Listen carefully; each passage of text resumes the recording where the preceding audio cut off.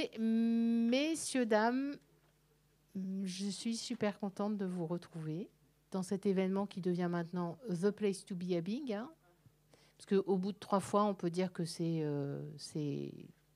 le truc normal. C'est ancré. Ouais, trop fort. Quel talent quand même. Ça, c'est vraiment... c'est ancré, ouais. C'est l'événement un peu récurrent autour de la création du collectif CapCréa. Et on est vraiment très, très heureux de vous accueillir. J'espère que vous avez remarqué que cette année, on a fait un peu plus de place à vos équipes. Normalement, elles vont pouvoir respirer. Donc, c'est cool. Patricia, tu vas avoir énormément de mal à sortir pour intervenir, mais ça va pas grave, ça va le faire. Donc, l'année dernière, on a ensemble eu la fierté de lancer la communauté du Coq Créa. Bon, on a un peu copié sur la communauté de la French Fab, puisque la French Tech, pardon, puisque la mission French Tech est au premier rang. On a un peu copié. Mais le nôtre, il est encore plus beau parce qu'il est jaune et c'est le coq de tous les coqs. C'est celui qui...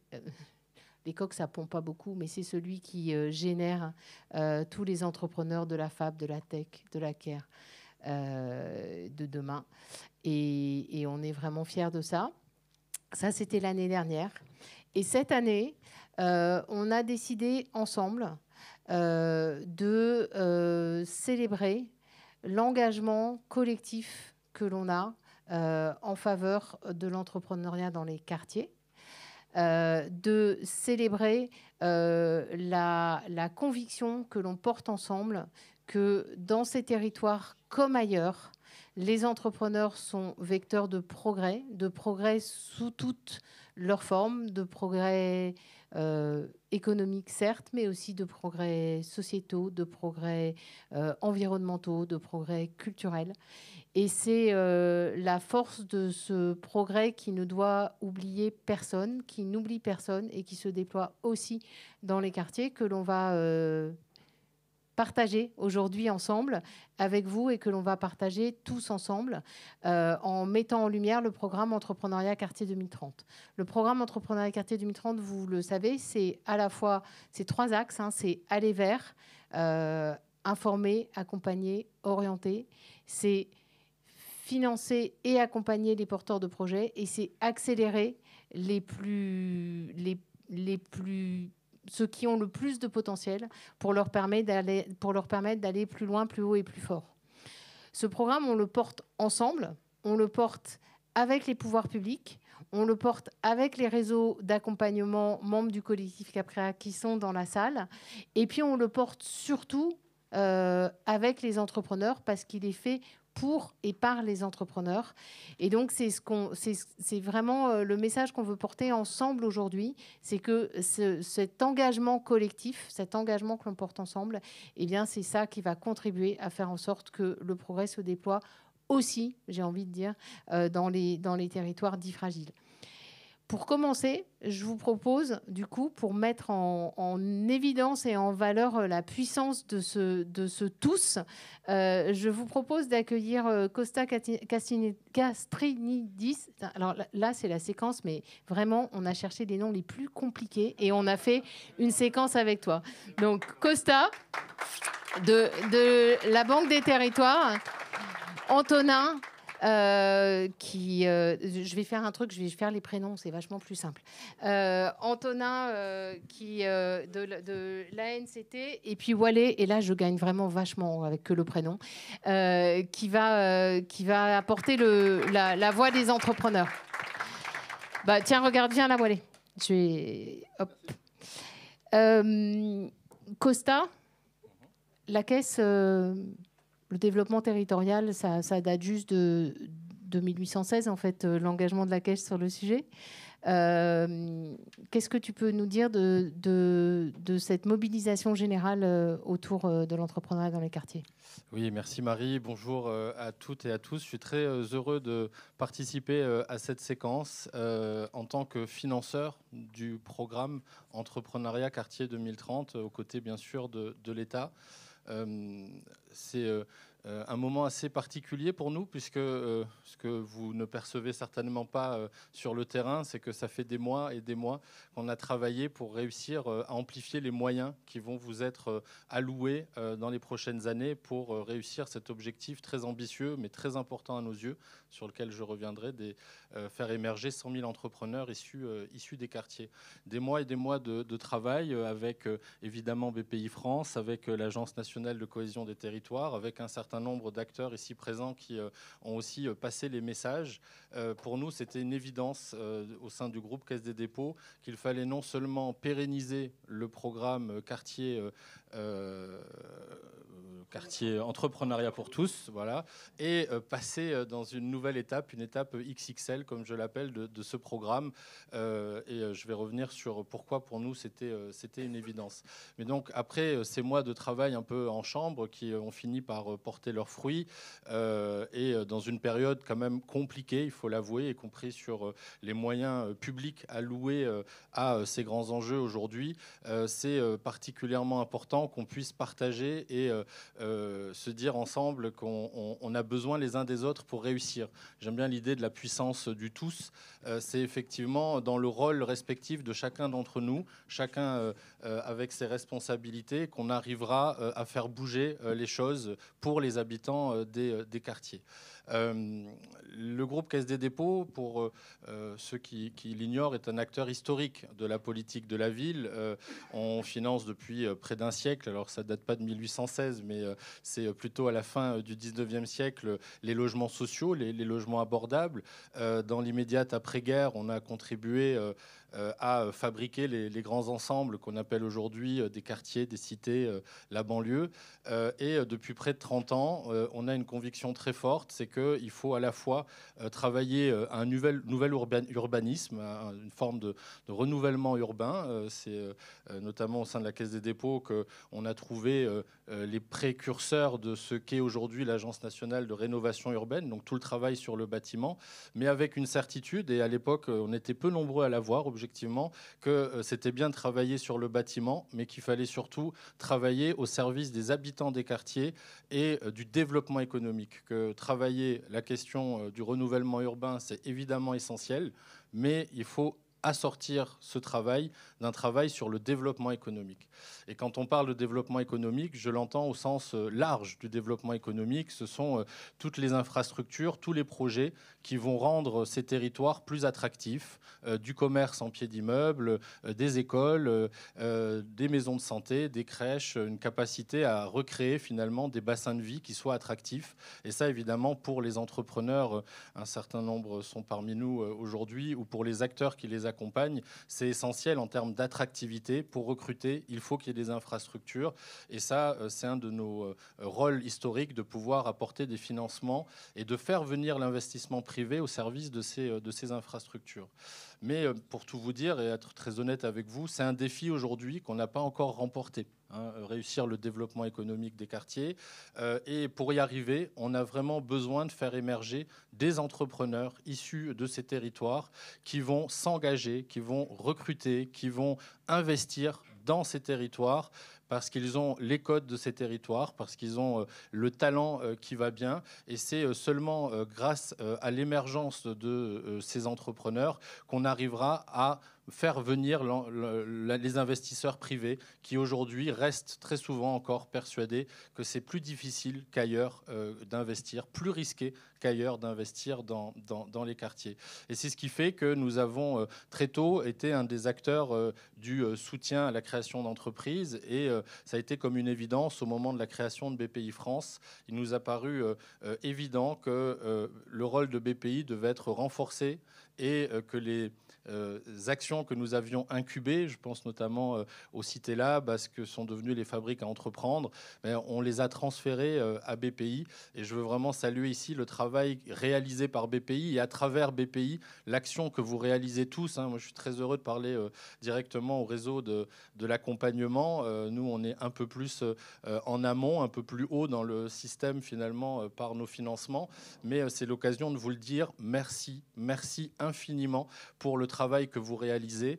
Et avec toute l'énergie qu'on a mis pour obtenir des moyens nouveaux, supplémentaires, aujourd'hui, on compte sur vous. On compte sur vous pour se mobiliser, pour mobiliser ces moyens. Et je voulais vous dire une chose assez simple, si vous deviez retenir qu'une seule chose de mon intervention, c'est que vous pouvez aussi compter sur nous. Ça fait des décennies qu'on finance ces activités-là. On le fait aujourd'hui et on continuera à le faire. Et quoi qu'il arrive, quelles que soient les forces adverses qui pourraient se manifester dans notre beau pays. Alors Antonin, la barre est haute, hein. Effectivement, bonjour à toutes et tous, ravi d'être là. Si je dois revenir un an en arrière, c'est le début du programme passe par une annonce, celle du président de la République, qui annonce l'objectif de 100 000 personnes accompagnées vers la création d'activités, vers l'entrepreneuriat dans les quartiers.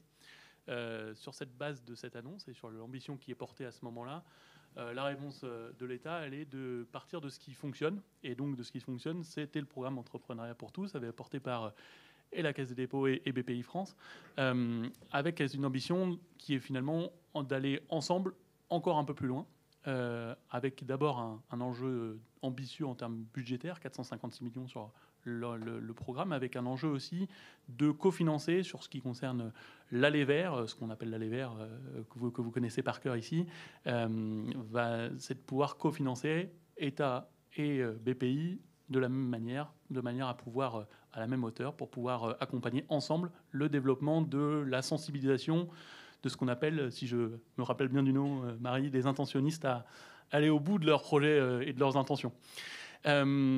Notre enjeu aujourd'hui, et ça change du coup deux choses dans le programme qui était initialement prévu. D'abord, donc, ce financement et cet accompagnement de l'État renforcé aux côtés de nos collègues de la BPI et de la Caisse des dépôts. Et un deuxième élément, c'est que les préfets de départements et de régions sont associés au déploiement de ce programme avec un enjeu de pouvoir suivre aussi la montée en puissance des cités labs, des carrefours de l'entrepreneuriat et des bus de l'entrepreneuriat. En particulier pour pouvoir faire en sorte de faire le lien entre les acteurs territoriaux, les collectivités, les associations et ces projets qui se développent au fur et à mesure. Ce qui change aujourd'hui, c'est aussi le fait qu'on a du coup aujourd'hui un double maillage pour renforcer encore la sensibilisation de l'ensemble des acteurs sur les quartiers, le réseau historique régional des RCE de BPI qui continuent leur travail de sensibilisation sur l'aspect métier. L'entrepreneuriat, c'est votre spécialité. On a cette chance de pouvoir s'appuyer sur cette spécialité. Et puis, nos référents côté dans chacune des DRES, à l'échelle de chaque région, on a un référent côté État qui est notre porte d'entrée sur les sujets entrepreneuriat et qui va pouvoir être celui qui va guider ses collègues d'abord au sein des préfectures, ses collègues au sein des collectivités et des signataires des contrats de ville ensuite, pour pouvoir continuer à déployer ce projet au niveau territorial. On le voit, et je reprendrai volontiers ce que vient de dire Costa sur l'enjeu du collectif. C'est donc cet enjeu, plus à la fois, peut-être même autant que le sujet de l'ambition qui est portée, c'est une ambition de faire ensemble et faire collectif pour essayer d'aller encore plus loin dans l'accompagnement des habitants des quartiers. Quand j'évoque le collectif, je vais évidemment saluer les membres du collectif Capcrea. Certains sont aussi partenaires du ministère de la Ville de manière plus large. Et donc, c'est aussi l'occasion de vous saluer tous parce que dans le collectif, on inclut bien sûr les acteurs associatifs qui... c'est ensemble qu'on arrivera à atteindre ces objectifs ambitieux, cet objectif des 100 000 personnes accompagnées. Pour ce qui concerne l'Aller Vert, et je terminerai là-dessus, il y a un point qui est important, et ça complète cet enjeu de collectif, c'est qu'on sait, d'ores et déjà, vous le savez, parce que c'est votre spécialité et c'est votre expérience, qu'un projet, une envie d'agir et une envie de créer ne veut pas dire une concrétisation de la création. On ne va pas toujours au bout de son idée quand on veut créer une entreprise. Et ça fait partie, j'allais dire, du processus presque de création de l'entreprise. En soi, ça n'est pas une difficulté en soi. Ça serait une difficulté si, pour ceux qui ne peuvent pas aller au bout de leur création d'entreprise, on ne leur propose pas d'être réaccompagnés aussi vers les questions d'emploi.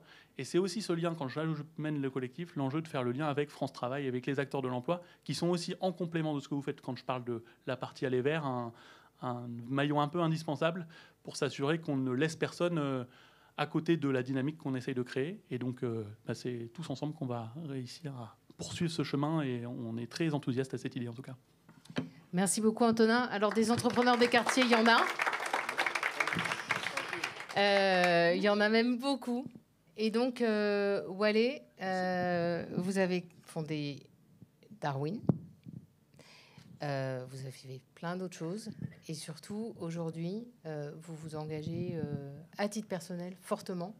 Qu'est-ce que ça vous dit, cet engagement des pouvoirs publics, cet engagement du collectif CapCréa? Comment est-ce qu'on peut mieux aider les entrepreneurs des quartiers ensemble? Clairement. Merci pour l'invitation. Je suis ravi d'être là. Je précise, je suis un entrepreneur. J'ai créé un champion de la communication digitale, mais je suis moi pas personnellement issu des quartiers populaires. Je le précise. Ah non, mais alors c'est pas possible ça. Voilà. Néanmoins, ce que j'ai pu voir, c'est que j'ai recruté 300 talents en 10 ans, dont une grande partie passionnée par l'entertainment et par la culture, et une majorité issue des quartiers populaires entre 18 et 50 ans. Donc j'ai pu voir moi de très près personnellement en tant qu'entrepreneur, en tant que patron, en tant qu'employeur, l'énergie mise à disposition, présente actuellement dans les quartiers populaires et qui ne demande qu'à éclore, qu'à émerger. Je pense que fondamentalement, une partie des entrepreneurs et entrepreneuses de demain commence par être des salariés qui sont inspirés, qui voient des modèles qui leur ressemblent de près ou de loin dans toute leur complexité, dans toute leur diversité, et qui sont ensuite soutenus sur le chemin de l'entrepreneuriat. Et ça, c'est quelque chose que j'ai vu d'extrêmement près, vu qu'au sein de mes équipes, il y a une demi-douzaine de salariés qui sont devenus eux-mêmes des entrepreneurs et des entrepreneuses. Donc la question de la représentation dans des postes de champions industriels est fondamentale. Aujourd'hui, ce que je fais, c'est un processus, après un exit personnel, donc j'ai quitté mon entreprise, de give back. Et je me suis posé la question de quelles sont les populations en France qui ont le plus besoin du savoir-faire que j'ai accumulé en 10 ans d'expertise au niveau français, au niveau international. À titre d'information, mon agent de communication bossait pour Netflix, Spotify, Google, France Télévisions, Arte, L'Oréal, BMW. Au début de mon entreprise, je ne connaissais rien. J'avais passé 1 an en formation dans une agence de communication avant de monter mon entreprise, qui est devenue, du coup, comme vous le voyez, une entreprise qui a généré plus de 20 millions de chiffres. Cette envie-là de construire, cette ambition-là, je l'ai retrouvée dans les populations issues du quartier populaire, mais avec parfois un manque d'informations, d'accès au financement, d'accès au capital, de soutien administratif. Et ces éléments-là, ce que je trouve intéressant dans l'initiative qui est prise actuellement jusqu'en 2030, c'est que ce n'est pas une initiative, c'est des éléments concrets. On passe de l'ambition qui peut être affichée politiquement à des outils concrets dont on a absolument besoin. Les quartiers populaires, qu'on se mette ça en tête, c'est 8% de la population française, qui est sûrement la plus défavorisée. C'est 5 millions de personnes. Dans ces quartiers-là, il y a 1 personne sur 4 qui est sur le chemin de l'entrepreneuriat, au début, au milieu ou à la fin. C'est énorme. Quand on voit les industries culturelles, la manière dont elles ont été impactées par les éléments, les personnes et les talents issus des quartiers populaires, on voit à quel point l'énergie qui est en place là-bas peut influer positivement et représenter un vrai élément économique. Ça a été fait sans vous, dans l'industrie culturelle, mais ça peut être transposé très facilement et très fortement dans le monde entrepreneurial, dans le monde industriel, dans le monde des services, dans le monde des biens. Et avec votre aide, je pense que concrètement, on peut y arriver. Donc, moi, aujourd'hui, ce que je fais en tant qu'ex-entrepreneur qui a fait son exit, j'investis massivement dans le mentorat. Dans le mentorat, c'est un élément parmi tant d'autres. Ça me permet, et le dispositif que vous mettez, ça me permet de flécher les gens vers des relais locaux, vers des relais de financement, vers des relais de soutien. Et ça, c'est indispensable, parce qu'on peut avoir tous les mentors plutôt que les menteurs. Ma langue a fourché. C'est parfois près. Toi, tu menteur et t'envoies vers les menteurs, c'est ça? C'est parfois proche. On peut avoir quelques mentors très engagés. Et si on n'a pas les supports institutionnels, financiers pour accompagner, il y a une perte de valeur dans ces quartiers-là qui représentent 8 millions de personnes. Et je pense que l'économie française bénéficiera à travailler, à créer des nouveaux champions, notamment avec une donnée que je trouve très intéressante, c'est que c'est l'analyse de la BPI qui a été faite. Certaines des entreprises les plus résilientes aux périodes de crise sont celles issues du quartier populaire. Je pense qu'on doit compter avec ces champions-là de demain. Super, merci beaucoup. Ça dit quelque chose d'essentiel, Walé. L'important, c'est le concret. Et donc, dans cette deuxième séquence, je vais passer la parole à Thomas. Et ensemble, on va illustrer avec les réseaux d'accompagnement et avec les entrepreneurs qui les ont accompagnés ce concret du continuum qu'on déploie partout, y compris dans les quartiers. Merci beaucoup à tous les trois.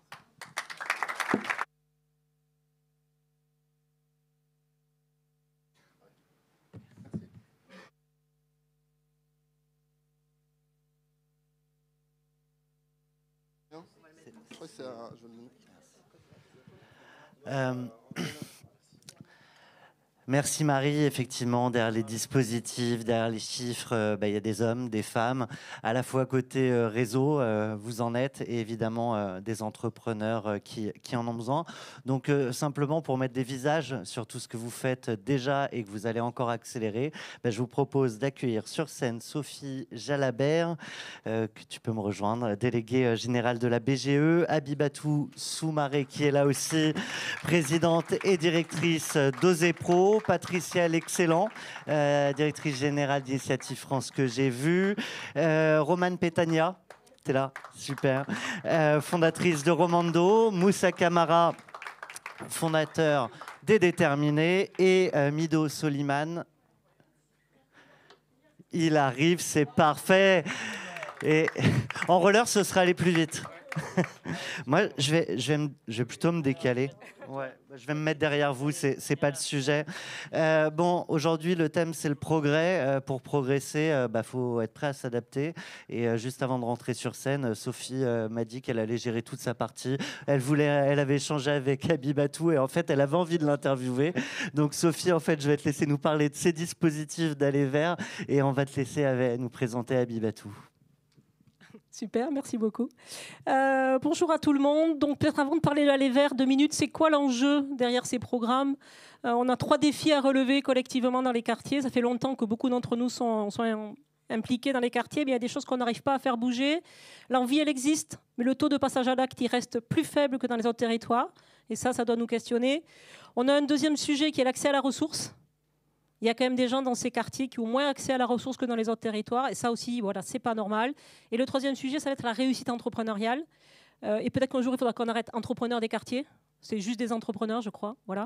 Et il se trouve qu'ils habitent quelque part. Mais je pense que c'est très, très important dans les trajectoires qu'on va projeter.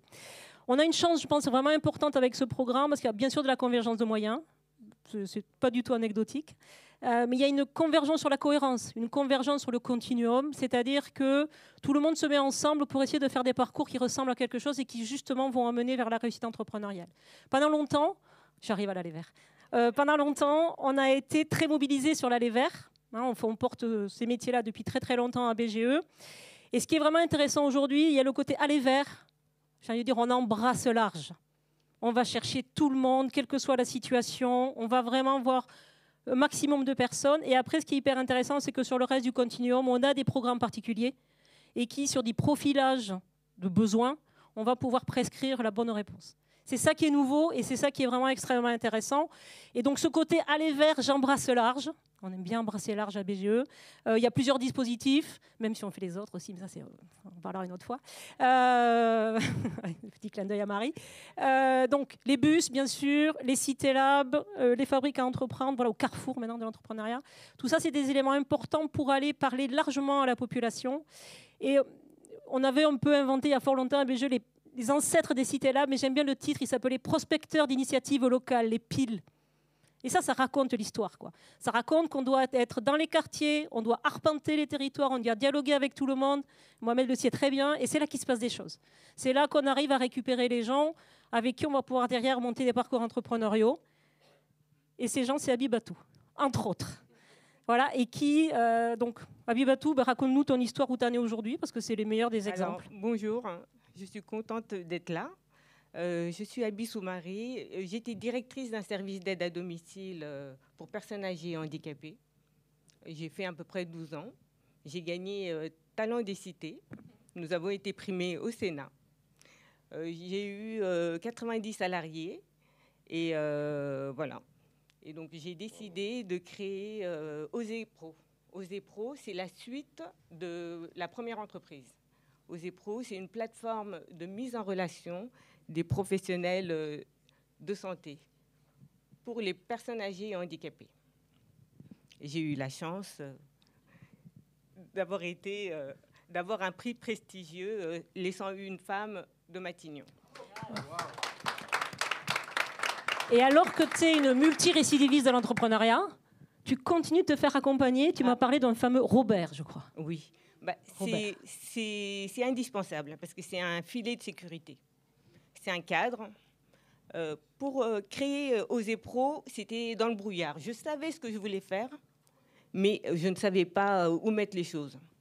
Et j'ai été accompagnée par BGE, donc le fameux Robert, qui m'a aidé à mettre les choses en place. Parce qu'il a les outils pour ça. Donc, il m'a aidé à mettre les choses en place. Voilà. Et sur 101 femmes, parce qu'on parle toujours un peu des pépites dans les yeux, ça a généré quoi pour toi? Ah, c'est magnifique. La visibilité, la reconnaissance, ça a changé ma vie. Comment dire, donc, tu te l'es changé toute seule, la vie. Les partenariats et surtout la fierté dans les yeux de mon père. Et ça, il n'y a pas de prix. Mon papa, c'est les papas africains qui viennent. Il est arrivé dans les années 60, puis il nous a amenés en France et il nous a toujours dit: vous êtes des petits Français, allez-y, foncez. Et là, quand j'ai amené la lettre du Premier ministre qui m'invitait à Matignon, et je vous assure, le symbole, et c'est incroyable. J'en ai des frissons parce qu'il est ému aux larmes et il a la lettre sur lui. Il le lit à qui veut l'entendre, le facteur, tout le monde. On a décidé de le cadrer comme ça, au moins il le voit. Il le connaît par cœur. Voilà, c'est ça. Donc, bon, ça c'est cool. Mais tu as des clients, tu as déjà les clients, tu n'as pas complètement fini la plateforme et donc tu es en phase de structuration. Voilà. Et tu veux de l'argent. Voilà, je veux des sous. Et tu as déposé un dossier chez Initiative. Vas-y, explique-nous. J'ai besoin de sous. Donc, j'ai amené mon RIB. Donc, vous sortez pas d'ici tant que j'ai pas mes sous. Je pense que j'ai plus besoin de rester. Je vais laisser Sophie tout animer. Super transition pour toi, Patricia. Bah oui, alors vous avez tous compris le relais. Hein. Une fois que la brique 1 a bien été vert, a récupéré, a vu tous les talents possibles, effectivement, après, il y a l'enjeu de la partie 2 qui est l'accompagnement et le financement. C'est le combo gagnant, je les mets toujours en même temps. Il ne faut pas faire l'un sans l'autre, donc c'est important de pouvoir faire les deux. Et là, clairement, dans le cadre du plan quartier, nous, ce qui est vraiment intéressant, c'est de voir un peu les nouveaux dispositifs qui sont mis en place dans ce continuum de solutions. Le premier, c'est évidemment, quand on est financeur, il y a le PH quartier qui vient compléter toute la palette que les réseaux ont déjà. Donc, qu'est-ce que ça va changer ? C'est évidemment, il y a déjà un montant quand même non négligeable. Hein. Merci beaucoup, mesdames et messieurs les financeurs. C'est 150 millions qui sont mis à disposition. Et donc, ça va permettre de compléter ou d'initier un plan de financement. Donc, soit couplé, quand on va vers l'ADI avec un microcrédit, ou alors, voilà, Initiative ou d'autres réseaux comme nous. Alors, nous, c'est couplé à un prêt bancaire. Bon, là, je ne vous cache pas, quand même, que ce n'est pas une mince affaire, quand on présente un projet dans les quartiers, que d'obtenir le prêt bancaire. Donc ça, c'est notre enjeu. Hein, Marie, on a bien compris que ça, on devait. Voilà. Et du coup, je crois que Romane a un merveilleux exemple, elle va vous témoigner tout à l'heure, de voir un peu là. C'est vrai que ce n'est pas facile d'obtenir un financement. C'est aussi pour ça qu'il y a l'accompagnement renforcé. Parce que ça va permettre à plusieurs réseaux de consacrer beaucoup plus de temps à certains projets, de les doper sur le montage de leur business plan ou de les accompagner sur d'autres sujets, le développement du commercial, c'est-à-dire d'aller un cran plus loin que ce que l'on fait traditionnellement. Nous, dans notre cas, Initiative, on l'a fait en consortium avec 60 000 rebonds, parce que l'idée, c'est aussi d'anticiper tout ça, de faire de la prévention, et d'éviter de planter sa boîte demain. Donc, on a décidé de le faire. C'est la première fois qu'on va tenter de le faire dès l'accompagnement à la création. Et puis, le troisième dispositif, c'est Fast Track to Cash. Donc, c'est là-dessus que Romane a pu commencer ce parcours-là. Donc là, l'idée, c'est que vous tricotiez de façon solidaire ou que vous fassiez pousser des cucurbitacées.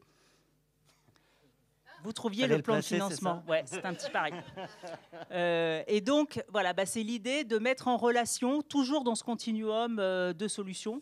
Et je crois que, Romane, tu veux témoigner effectivement de la difficulté d'obtenir et de trouver ce financement. Je crois que tu n'es pas encore au bout du chemin, mais on est là collectivement pour trouver la solution. Merci. Du coup, on saute un chemin ou on prend les chemins qu'on veut, on va s'adapter. On s'adapte. Ouais. Bonjour, je suis très touchée d'être là ce soir. Je suis Romane de Romando, qui est une marque de mode qui crée du lien en Charente. Donc, je viens d'un quartier d'Angoulême. On fait des accessoires et des bonnets tricotés à la main par les grand-mères de Charente. Et notre but, c'est de créer du lien, de donner du bonheur, de faire sourire les gens avec une collection pop et colorée, et de vraiment mettre un rayon de soleil dans le quotidien des gens. Et cette aventure a démarré réellement avec l'idée il y a 3 ans. J'ai un peu pêché pendant 2 ans à trouver des solutions, à trouver comment ça peut fonctionner, les statuts juridiques. Et là, ça fera 1 an le 19 octobre que Romendo existe officiellement. Donc ça, c'est hyper chouette. C'est une équipe de 5 tricoteuses qui est avec moi. Et on est passé donc par cette phase... Merci. Par cette phase donc, de financement, parce qu'on a fait nos preuves. Il se trouve qu'en intervenant à Paris, on a vendu des pièces à Vienne et à Berlin. Et les filles étaient hyper fières de savoir que ça partait là-bas. On a fait réaliser nos portraits par une agence d'artistes d'Angoulême, puisque ville de la BD et de l'image.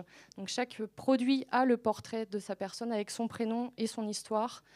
Et donc on a des preuves comme ça qui sont hyper chouettes, c'est hyper positif. Et je me rends compte de l'importance de rencontrer des personnes précieuses sur son parcours. J'ai la chance d'avoir des anges autour de moi, parce que la banque devait me suivre et ne me suit plus. J'ai appris ça la semaine dernière. Et du coup, c'est vrai que ça nous touche parce que ça met un frein réel, alors qu'on vient avec des preuves, on vient avec des promesses. Et ça serait dommage que ça s'arrête là, mais ça ne s'arrêtera pas là, parce qu'on y croit, que ça fonctionne, et les preuves sont là, et que, par exemple, j'ai rencontré Valentin depuis peu de Fast Track to Cash, et cette rencontre, par exemple, elle est arrivée, mais... je trouve ça merveilleux, moi, l'entrepreneuriat et les rencontres qu'on peut faire comme ça dans la vie. Je trouve que c'est ce qui rend le parcours exceptionnel, parce qu'il va m'accompagner. On est en train de voir ensemble comment ça peut fonctionner, qu'il y a d'autres biais, qu'il n'y a pas une seule banque, qu'il y en a d'autres, qu'il y a des accompagnements. Il y a plein de belles choses qui peuvent se faire. Donc, il faut y croire et il faut y aller. Je m'oblige à rappeler que tu as les financements, mais comme l'a dit Patricia, tu as été accompagnée, je crois, par Positive, comme Abby, tu avais gagné un concours, en l'occurrence c'était Talent des Cités. Maintenant, Fast Track to Cash. Bon, obtenir des financements, ça ne sert pas qu'à faire un joli post sur LinkedIn. Qu'est-ce que tu vas faire avec ces financements? Ces financements, ils vont être précieux. Je suis aussi accompagnée par les premières Nouvelle-Aquitaine, première de cordée, puisque je suis en quartier. Donc ça, c'est voilà, belle rencontre aussi, vraiment superbe. Et ces financements, permettent justement de développer, alors certes, une gamme de produits. Là, on est avec du tricot. Mais je suis en train de chercher des associations à Angoulême pour créer aussi des produits qui soient peut-être cousus par des personnes en réinsertion, aller chercher d'autres catégories sociales qui ont les compétences. Là, j'ai été voir La Rue qui m'expliquait qu'il avait un couturier qui venait de Tunisie, qui avait des difficultés en France, mais qui vient avec un savoir-faire absolument incroyable. Alors, bon, ça ne peut pas se faire pour le moment, mais il y a des objectifs de développer avec d'autres catégories sociales, d'autres modèles aussi économiques. Et ce qui serait génial, c'est d'avoir un atelier boutique à ma campagne, à Angoulême, enfin notre quartier. Merci Romane. Merci. Après être allé vers l'accompagnement, après être financé, au-delà du timing que je vois filer, il faut accélérer. Et pour ça, je me tourne vers Moussa et Mido. Moussa, sur cette accélération, il y a déjà beaucoup d'existants et puis aussi beaucoup de nouveautés qui arrivent. En effet, déjà bonjour, très, très heureux d'être là comme chaque année parce que c'est un moment important et en plus c'est une séquence où on parle de l'entrepreneuriat dans les quartiers, un sujet qui nous tient à cœur chez les déterminés et c'est vrai qu'on a connu l'ancien programme qui s'est beaucoup développé et là il y a un nouveau programme qui se développe. Certes, des moyens ont été mis sur la table. J'ai envie de dire c'est très bien parce que ça montre une vraie volonté de l'État et des acteurs comme BPI ou la Caisse des dépôts de vouloir aller plus loin. Mais encore une fois, c'est pas assez. On parle de 100 000 entrepreneurs à accompagner, il y a 456 millions. Ça, on fait le calcul, ça fait 5 000 euros par personne.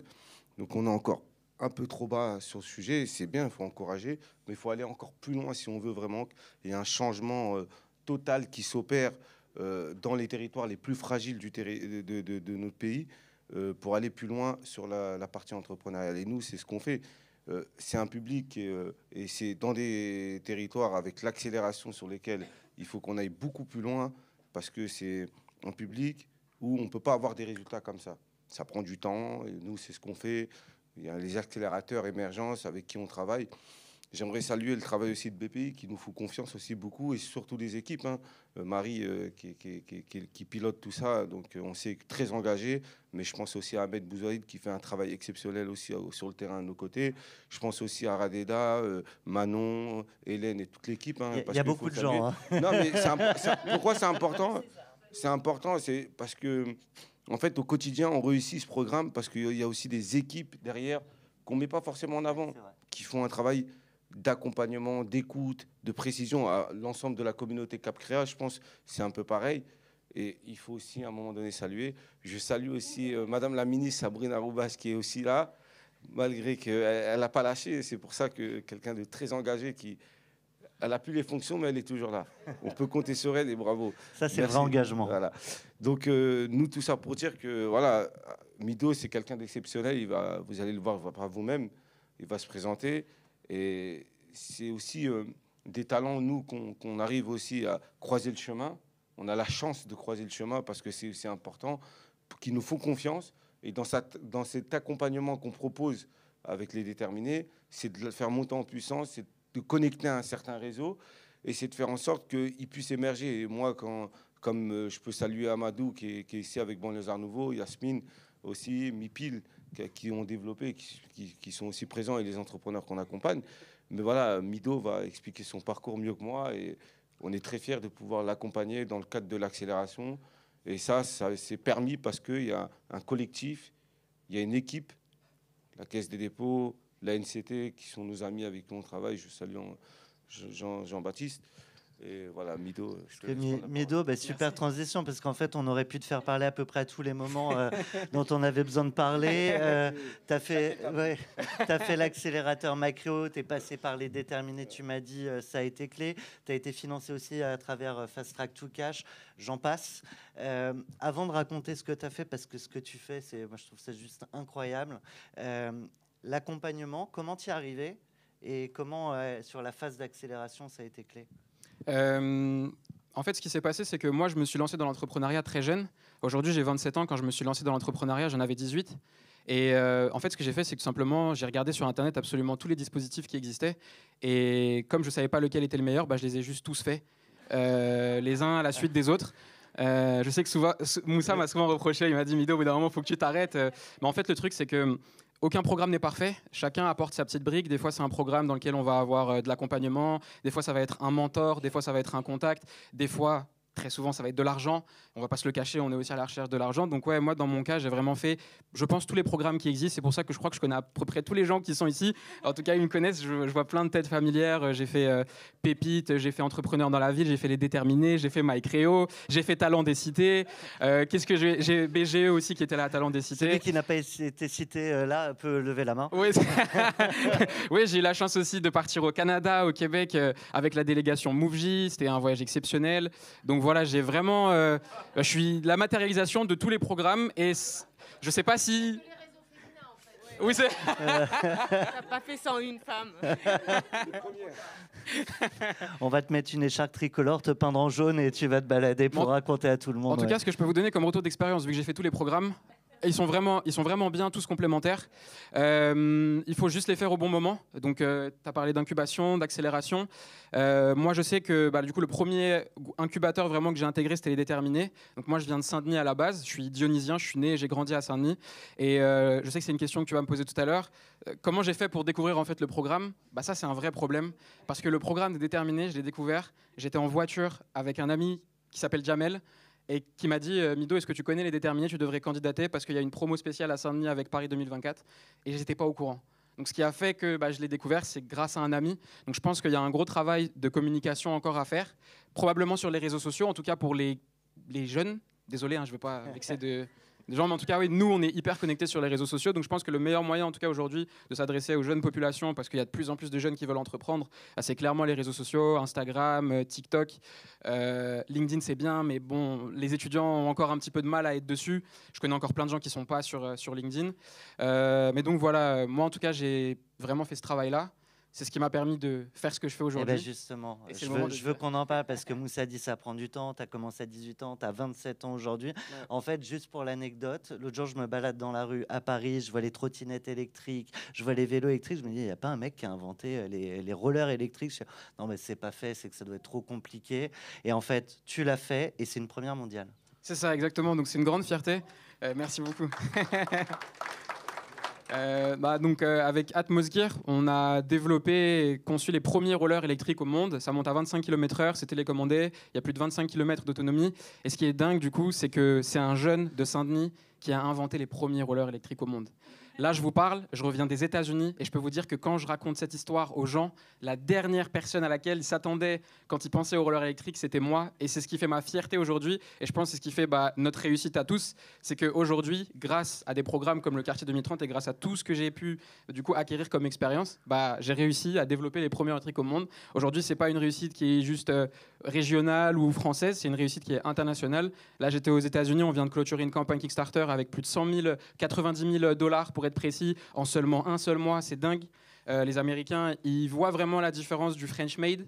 Et je vois quand je discute avec des entrepreneurs américains qu'en fait, on a un bon accompagnement quand même en France. Que souvent, on a la tendance à dire « ouais, mais aux États-Unis, etc. etc. » Mais si j'étais né aux États-Unis, je ne pense pas que j'aurais réussi à développer le projet de la même manière. Il n'y a pas de concours, il n'y a pas de subvention, il n'y a pas d'incubateur. Là-bas, chacun est laissé à soi-même, alors qu'ici, on est accompagné à chaque étape. Donc voilà, bravo à tous. Et puis, bravo. Et puis merci. On accompagne à chaque étape et l'étape d'après, je crois que ça va être de faire connaître tout ça au plus grand nombre. Et je vous remercie tous les 6. Merci. Et je redonne la parole à Marie. Au cas où vous en douteriez, les talents, ils existent. Le continuum de solutions, il existe. Alors, juste un truc, Mido. Si tout le monde fait comme toi, on va avoir du mal à faire 100 000. Donc, petit message, ne trouvez pas un Mido et vous le refilez pas les uns les autres, parce que sinon, on va peut-être avoir du mal à donner des résultats. Et effectivement, l'enjeu qu'on a maintenant, c'est de faire savoir. Et la première chose qu'on a à faire savoir, c'est le résultat du déploiement de ce programme incroyable. Et vous avez entendu la mobilisation de l'ensemble des acteurs et on connaît la vôtre. Et donc, je vais commencer en première mondiale, worldwide. Même aux États-Unis, ils n'ont pas l'information. Je vais vous donner deux, trois éléments sur concrètement. Ça a donné quoi ce programme et concrètement, ça a donné quoi? Ça a donné que nous avons décidé hier la mise en place de 173 Cité Labs. Jusqu'à hier, il y avait 117 Cité Labs en France. Hier, on a décidé d'augmenter de 50% le nombre de Cité Labs sur le territoire national. On va avoir 26 bus qui circulaient. Jusqu'à hier, il y en avait 19. Donc, on augmente de 30%. Et on va déployer 38 carrefours de l'entrepreneuriat. Et quand je dis on, ces chiffres, ce sont les vôtres, en fait. Ce sont les chiffres du déploiement du programme porté par des acteurs sur le territoire qui sont très largement les acteurs de CapCréa. Et donc, sur les carrefours de l'entrepreneuriat, on multiplie par 2. Si je continue, l'accompagnement renforcé, Patricia en a parlé. Et ce n'est pas que pour les producteurs de cucurbitacées. L'accompagnement renforcé, c'est 28 000 places d'accompagnement renforcé pour les 3 prochaines années. Ça n'existait pas, c'est nouveau et ça va se déployer dans les 3 prochaines années, largement grâce à vous, puisque les 5 réseaux qui vont déployer de l'accompagnement renforcé, que sont l'ADI, Positive, Initiative, et là, c'est terrible parce que je vais en oublier, La Ruche, 4, il n'y en a que 4, donc c'est bon. Et BGE, voilà. Je savais bien que j'allais en oublier. Mais BGE, vous êtes tellement partout, de temps en temps, je vous oublie. Et 10 000 places d'accélération. Et ça, c'est aussi une grande fierté. D'une part, parce qu'on multiplie par 2,5 le nombre de places d'accélération. Mais d'autre part, parce que quand on vous confie les clés d'un camion, quand on conduit avec vous les clés d'un camion, en fait, on a un objectif de 8 000 et on en fait 10 000.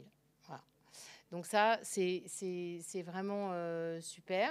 Et puis pour finir, on a un engagement énorme, qui est un enjeu énorme, qui est celui du financement, parce que c'est super de faire émerger des entrepreneurs, c'est super de les accompagner, c'est bien, et ça a été dit aussi, de les financer. Et pour ça, on a à la fois les équipes de Fast Track to Cash qui sont là pour orienter des entrepreneurs qui ne trouveraient pas les solutions vers les solutions de financement et déployer des nouveaux dispositifs, notamment le prêt d'honneur quartier. Et c'est bon, tu vas l'avoir ton financement parce que le prêt d'honneur quartier arrive. Patricia, un prêt d'honneur quartier, tu en as déjà fait un. Et puis les prêts flash TPE, parce qu'il y a des créateurs dans les entreprises, mais il y a aussi des entreprises qui existent et elles ont des besoins de trésorerie et de financement. Et ces entreprises-là, il ne faut pas les laisser au motif que c'est bon, elles seraient créées depuis un moment. Et puis aussi des outils de fonds propres, parce qu'une fois encore, dans les quartiers, il y a des besoins de microcrédit jusqu'aux fonds propres. Et c'est bien toute cette diversité qu'il faut qu'on accompagne. Et on compte bien sur un certain nombre d'acteurs, dont Daphne dans la salle, pour réussir à favoriser les levées de fonds pour les entrepreneurs qui en ont besoin et qui n'ont pas forcément les réseaux et les contacts qui leur permettent de le faire. Tout ça, ça fait quoi? Ça fait que on est très, très heureux et très fiers de pouvoir dire aujourd'hui que les programmes qu'on déploie vont toucher 1200 quartiers politiques de la ville. Je vous rappelle qu'il y en a un tout petit peu plus de 1300. Donc, grâce à ce programme, on va être à 80-90% de couverture du territoire. On va toucher 200 000 personnes qui, dans ces territoires, potentiellement peuvent se lancer. Et puis, petit clin d'œil, ce programme, il va se déployer et réussir grâce à vous, puisque sur les dispositifs que je viens d'annoncer juste avant l'arrivée de la ministre, donc il faudra qu'on vous raconte, Clara. Je t'en prie, viens. Alors non, en fait, je t'en prie pas. Je t'en prie de t'asseoir parce que sinon, tu vas rater la dernière séquence. Et donc, ces dispositifs qui sont juste waouh, et je reprofite de l'occasion pour vous remercier, la ministre de la Ville qui, à l'époque, a contribué au lancement de ce programme et qui est encore là pour voir les réussites. Mais aujourd'hui, ce programme, il se déploiera à plus de 70% grâce aux acteurs qui sont dans la salle et grâce au collectif Capria. On compte sur vous. Vous êtes partout sur le territoire. On a besoin que ça se déploie et que ça marche. Et surtout, on a besoin, et c'est la troisième séquence de ce petit temps, on a besoin de faire savoir. Les talents, ils sont là. Le savoir-faire, il est là. Le savoir-faire, il est porté par les entrepreneurs. Il est porté par vous. Mais on a besoin de faire savoir et on a besoin de renforcer la visibilité de ce que certains appellent le service public de l'entrepreneuriat, qui est partout et qui existe partout. Et pour ça, j'appelle sur scène Kelly Massol, Ahmed et Amadou, s'ils veulent bien me rejoindre.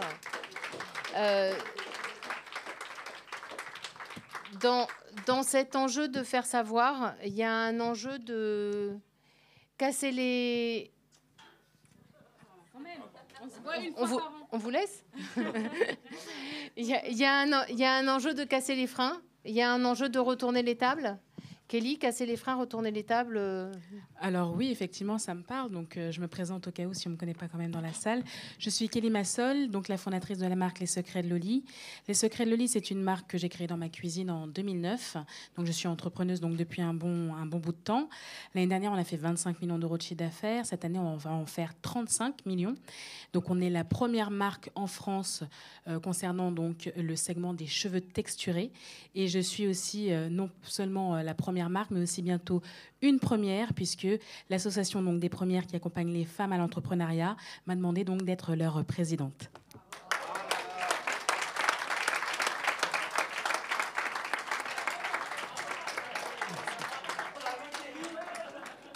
Donc oui, effectivement, exploser les plafonds de verre, dépasser en fait les limites et surtout les freins. Alors les freins, ils sont divers. Les freins sont sur effectivement le manque de financement. Je rappelle que ma marque a été en autofinancement donc jusqu'à 2012, jusqu'à pas seulement que j'ai fait rentrer juste un financier, mais finalement j'ai fait un LBO, c'est-à-dire que j'ai vendu, j'ai fait un exit donc d'une partie donc de mon entreprise. Donc ce qui veut dire que pendant 13 ans, je n'ai bénéficié d'aucun financement. Et pourtant, je suis là aujourd'hui devant vous en vous disant qu'il faut aller chercher des financements, il faut de l'accompagnement. Mais il y a un autre chiffre clé qui est très important, finalement, c'est que l'IFOP a fait une étude en 2021 qui montre que quand les femmes sont soumises et voient d'autres femmes entrepreneurs ou d'autres entrepreneurs autour d'elles, elles sont 4 fois plus empreintes à se mettre à leur compte et à se tourner vers l'entrepreneuriat. Donc la difficulté aujourd'hui finalement, et ce qui est important, c'est de se mettre en avant et d'avoir des rôles modèles qui ne sont pas forcément issus uniquement des quartiers, bien au contraire, puisque finalement quand on est une femme, on ne veut pas qu'elle fasse partie d'un quartier, on veut juste qu'il y ait une femme qui puisse être quelqu'un à qui on peut s'identifier, se reconnaître et se retrouver et se dire que moi aussi je peux, puisque elle aussi elle l'a fait.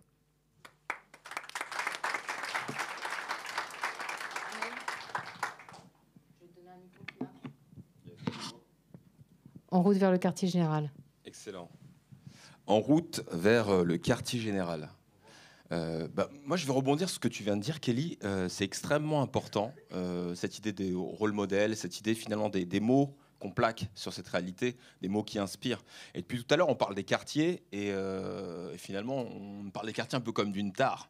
Ouais, totalement. Et moi, ce qui m'intéresse, c'est... Vous connaissez le génie de César ? En fait, il a fait d'un handicap un atout en ornant sa calvitie de laurier.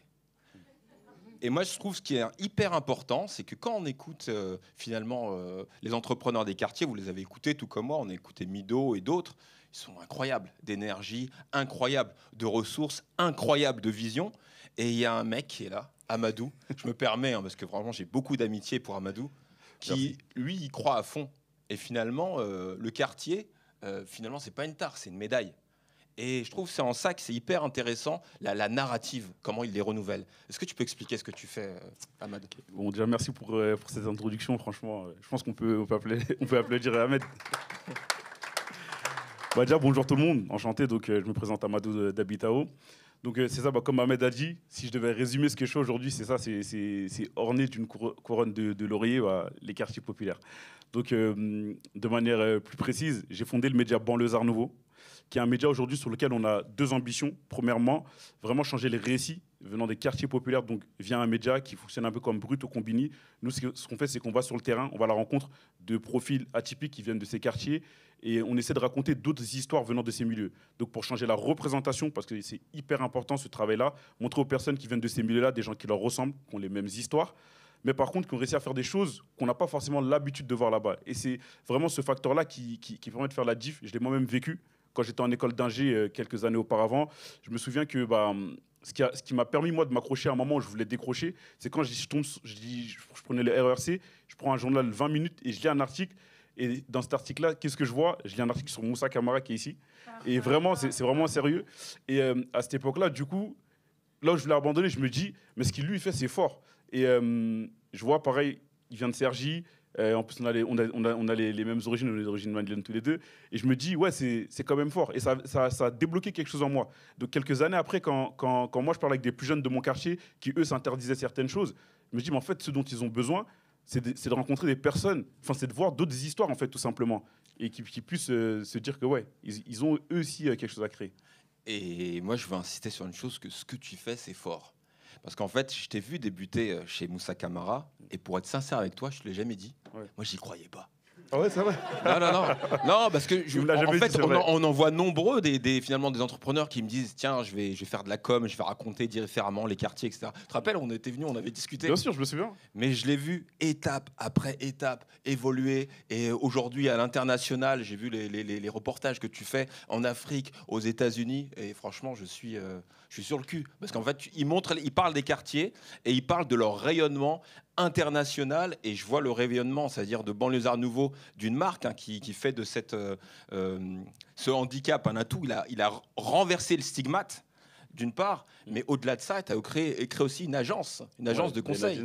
C'est ça, exactement. Effectivement. Donc après, donc la suite logique de l'histoire, ça a été, fallait financer le média. Donc, alors, faut savoir que avant Banlieusard Nouveau, donc moi, j'ai aucune expertise dans le domaine des médias ni de la com. Et donc, en 2021, j'ai fait, voilà, je me suis, donc je l'ai fait. Je me suis formé un peu dans ce domaine-là. Mais en 2021, disons que je fais quand même le choix radical de me dire, je pourrais pas y aller petit à petit. Faut prendre une direction en fait qui est concrète. Donc 2021, là, je rencontre les déterminés. Donc je rentre et je suis accompagné par les déterminés. Et, qui m'accélère vachement. Donc en 6 mois, je passe d'un simple compte Instagram de à peu près 2000 abonnés à quand même, je commence à faire du chiffre et surtout, j'avais une vision business. OK, comment monétiser mon média? J'ai pu rencontrer différents acteurs, actrices également du monde des médias. Et donc voilà, et c'est là aussi je rencontre Ahmed, là je connais la BPI. Enfin, en 6 mois, en fait, j'ai réussi à m'équiper de tout ce qu'il fallait pour vraiment pouvoir continuer à développer mon projet et à passer de ce truc de j'ai une idée, j'ai un compte Instagram à quelque chose de viable en fait. Et aujourd'hui, ensemble, tu étais monté dans un collectif où l'enjeu, on a parlé du collectif Cap Créa, l'ensemble des acteurs de l'accompagnement et du financement qui finalement sont dédiés à la réussite des entrepreneurs.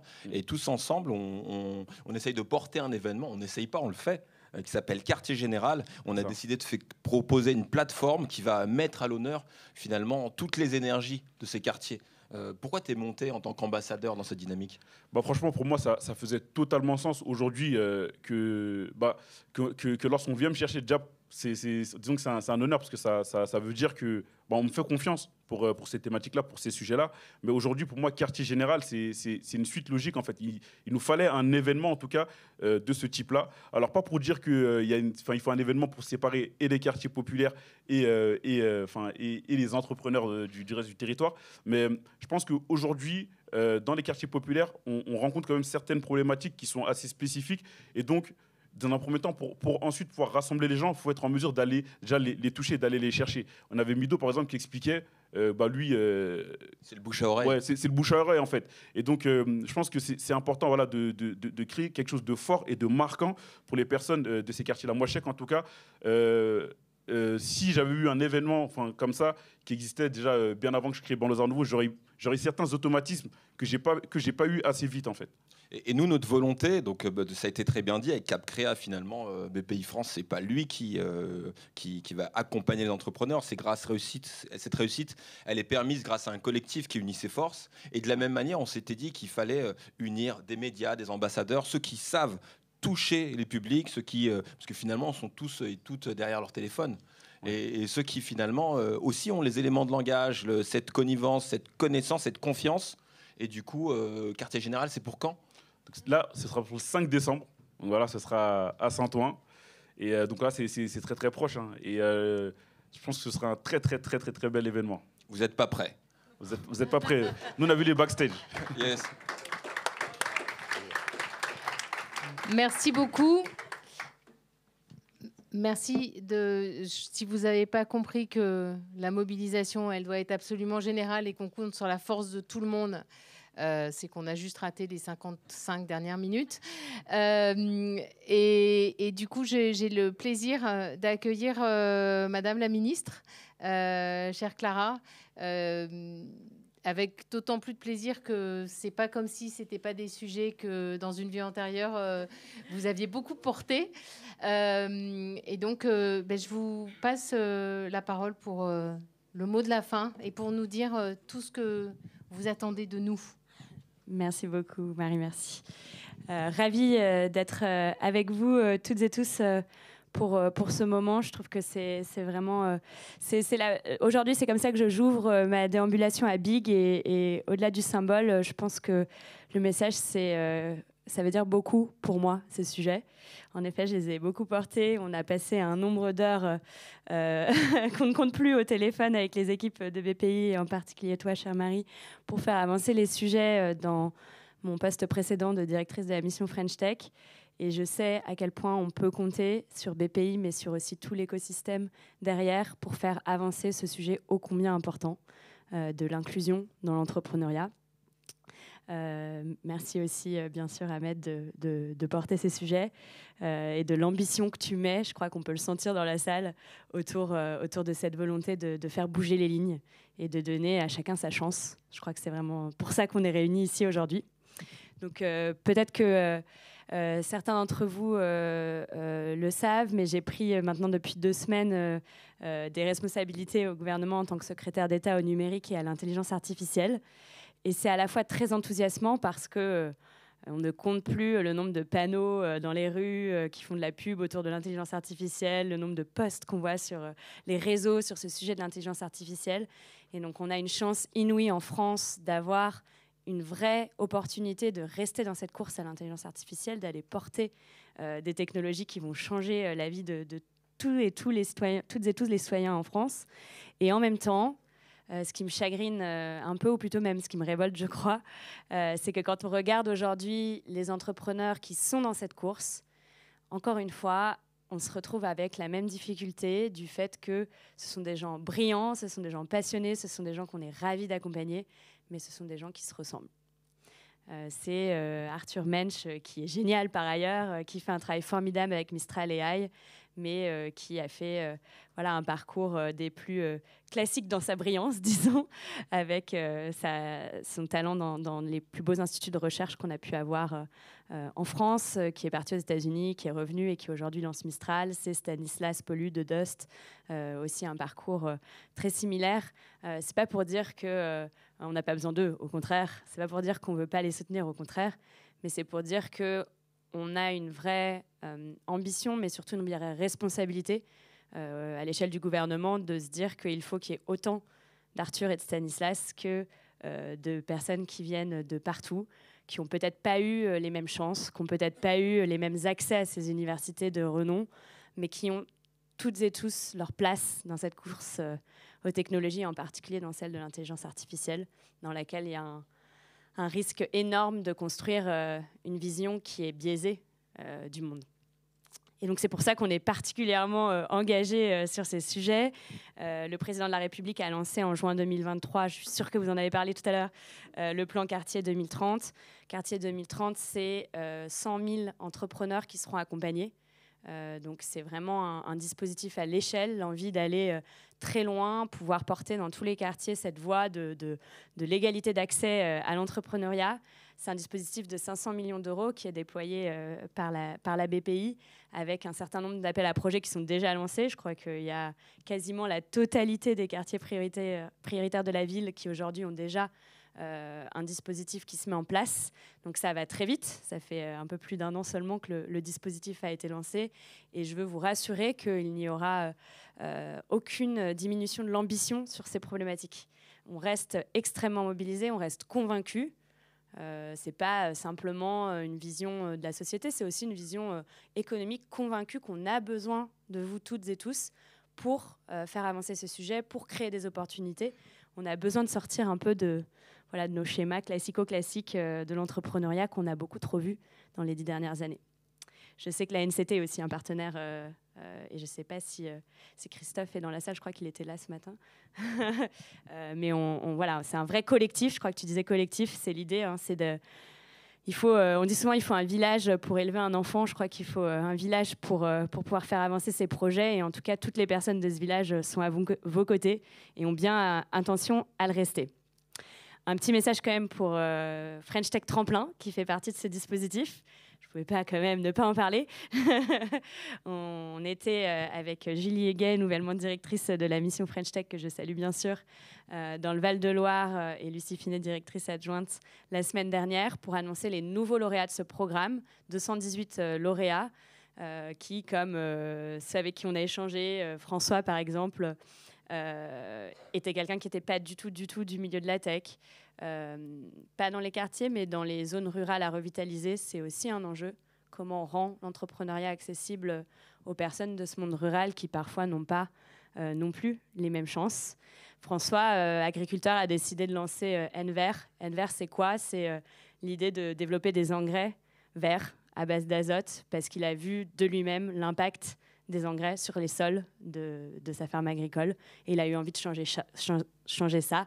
Et nous, notre mission avec Tremplin, c'est de l'aider à pouvoir poursuivre ce rêve, l'aider à pouvoir aller plus loin. Et on ne pourrait pas le faire sans la collaboration étroite avec BPI, que je remercie bien sûr pour son engagement sur ce programme. C'est aussi Mama qui a fondé Glib, qui est une boîte qui utilise la technologie pour aider les personnes à naviguer et à créer leurs itinéraires touristiques avec l'intelligence artificielle, justement.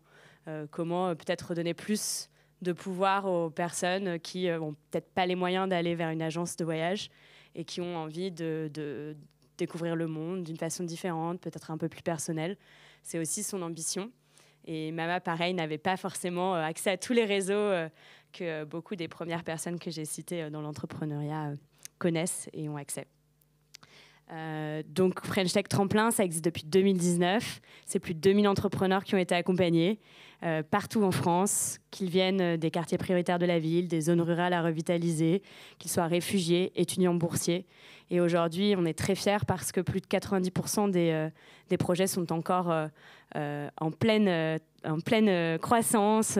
La moitié des entrepreneurs et des entrepreneuses ont recruté. Et ça, je pense que c'est très important aussi parce que ça crée une dynamique, un écosystème. Ça permet à toutes et tous de pouvoir se lancer dans ces aventures. Et ça ne serait pas possible sans aussi une vraie dynamique de rôle modèle. Je crois que Kelly, tu parlais de ça tout à l'heure. C'est vraiment l'ambition aussi qu'on a essayé de donner avec French Tech Tremplin. Et je ne sais pas si Paul l'est ici, mais peut-être que certains d'entre vous connaissent Paul. Paul vient d'Evry et Paul non plus n'avait pas forcément accès à tous les réseaux, les fonds de venture capital, les réseaux entrepreneuriaux qu'on voit souvent bien trop à Paris d'ailleurs. Et Paul a lancé sa boîte, ça s'appelle La Belle Vie. Peut-être que vous êtes client pour certains dans la salle. Et il a accepté d'être l'ambassadeur de Tremplin pour cette année. Et je pense que c'est un magnifique exemple d'à quel point on peut suivre une voie différente. Paul n'a pas levé des centaines de millions d'euros. C'est un peu comme ce que tu disais. Il a été autofinancé pendant très longtemps. Mais il a monté petit à petit son entreprise parce qu'il y croyait. Il avait envie de donner accès à toutes et tous à des produits de qualité. Il avait envie de faire les choses un peu différemment, à sa manière. Et La Belle Vie, aujourd'hui, c'est presque 100 millions d'euros de chiffre d'affaires. Quand on a dit ça la semaine dernière au lauréat Tremplin, ça les a tellement impressionnés qu'ils se sont presque sentis un peu désemparés. Mais je crois qu'il ne faut pas avoir peur de rêver grand. Il ne faut pas se dire ça arrive qu'aux autres. Il ne faut pas se dire je ne serai jamais Kelly, je ne serai jamais Paul. Il n'y a aucune raison. Il n'y a aucune raison et vous avez toutes les cartes et tous les talents pour y arriver. Et surtout, vous avez une armée derrière vous qui est là pour vous accompagner, que ce soit la French Tech, que ce soit BPI, que ce soit tous les acteurs du plan Quartier 2030. Je pense bien sûr aux Déterminés. Certains d'entre vous ont parlé de Moussa tout à l'heure qui fait un travail formidable en termes de rôle modèle et de montrer cette ambition qu'on a tous à la jouer collective. On ne vous lâchera pas. Et donc, croyez en vous parce que c'est possible. Et des Kelly, des Paul, on souhaite qu'il y en ait de plus en plus et on fera tout pour que ça arrive. Merci. Madame la ministre, chère Clara, vous avez beaucoup porté, tu as beaucoup porté le coq rouge. Donc, du coup, on va te remettre le coq de tous les coqs, celui qui fera les coqs rouges de demain, les coqs bleus.